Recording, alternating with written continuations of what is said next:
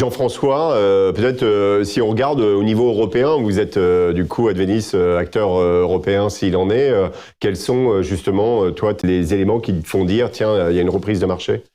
Alors d'une part les volumes de transactions, puisque l'année dernière, en 2024, les volumes de transactions en Europe étaient en hausse de 21% dans leur globalité.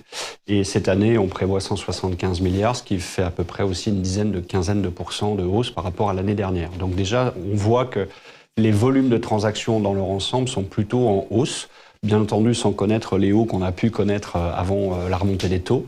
Mais voilà, c'est déjà des signaux positifs. Et pour les acteurs de l'immobilier, 2025 est plutôt un point d'inflexion. C'est-à-dire, a priori, les mauvaises nouvelles sont plutôt derrière, même si tout n'est pas encore purgé et en fonction des classes d'actifs et en fonction des zones géographiques. Mais dans l'ensemble, effectivement, on est plutôt sur un sujet qui est sur une reprise. On le voit sur les valorisations. Elles sont plutôt stables, voire pour certaines sociétés, pour certaines places, zone européenne, c'est plutôt en hausse aujourd'hui. C'est-à-dire qu'on commence à avoir des contractions de taux, c'est-à-dire des taux qui ne sont plus dans certaines zones au plus haut, qui commencent à descendre.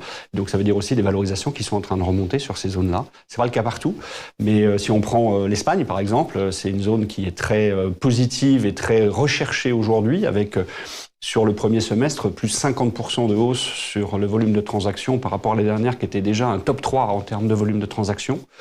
On prend l'Allemagne, UK, les Netherlands, qui ont effectivement des volumes qui ont aussi un peu repris, dans une moindre mesure, mais avec effectivement des tendances qui sont plutôt haussières. Donc voilà, des signaux qui ne sont pas équilibrés. C'est-à-dire en Europe, on va avoir des schémas et en fonction des classes d'actifs différents, donc il va falloir continuer à être très sélectif dans les investissements.